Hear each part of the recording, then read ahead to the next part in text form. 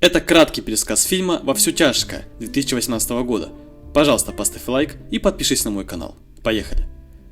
Профессор английского языка Ричард Браун находится в кабинете своего врача, который сообщил ему, что у него рак легких 4 стадии, который распространился по всему телу и является неизлечимым. Его врач определил продолжительность жизни в 6 месяцев без лечения, которая может быть увеличена до 12-18 месяцев при агрессивном и болезненном лечении рака. Ричард, опустошен этой новостью, разражается словесными тирадами в свой адрес и ходит по городу и кампусу, словно в эмоциональном ступоре. Позже, придя домой на ужин, Ричард решает сообщить жене Веронике и единственной дочери Ливи плохие новости и подготовить их к худшему. Разговор за ужином принимает неожиданно оборот. Его дочь объявляет, что она лесбиянка и что у нее есть любовник. Вероника отмахивается от дочери, считая, что у нее это просто фаза, в результате чего Оливия выбегает из столовой, расстроена отсутствием поддержки со стороны своей матери. Отношения Ричарда с женой неспокойны, и Вероника ставит Ричарда перед фактом, что он был плохим мужем и что она завела себе любовника, декана колледжа, где Ричард занимает должность преподавателя на кафедре английского языка. Позже, когда все спорят за обеденным столом, Ричард не сообщает новость. Когда Вероника спрашивает его, что он собирался сказать, он отвечает, что был обеспокоен тем, что пережарил стейки. На следующий день в кампусе Ричард начинает рассказывать своим студентам о необходимости жить полной жизнью. Он критикует ряд стереотипов, которые он поверхностно наблюдает в классе, и начинает отсеивать студентов, которые, по его мнению, приходят только туда для того, чтобы получить легкие хорошие оценки, или иным образом получить космическую выгоду от дружелюбного преподавателя.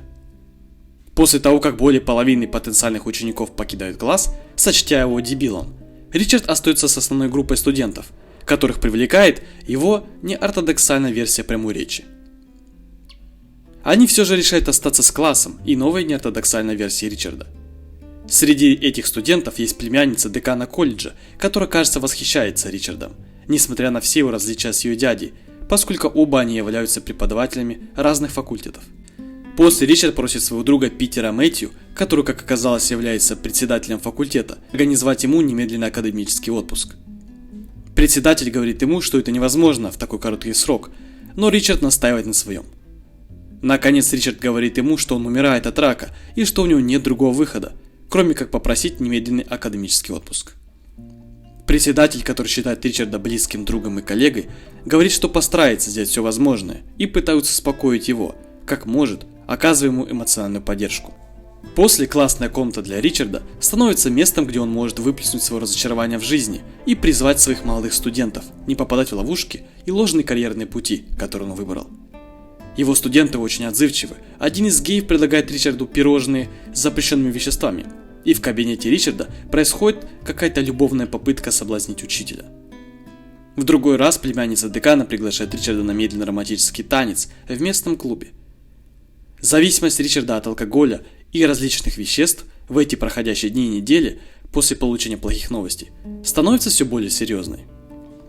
В одном случае он теряет сознание и нуждается в госпитализации из-за сильного опьянения. В своих последних словах, обращенных к своим студентам, а затем и коллегам, он подчеркивает важность того, чтобы овладеть собственным существованием, а также действительно признать тот факт, что все мы умрем, и ценить то небольшое время, которое у каждого из нас осталось.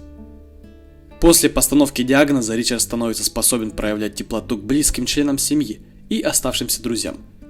Он окончательно сближается со своей дочерью, принимая ее признание лесбиянкой, и ему удается хотя бы частично перемириться со своей женой во время неистового и спонтанного эпизода экспериментов с какими-то веществами в их спальне, так и не сказав о своей приближающей смерти.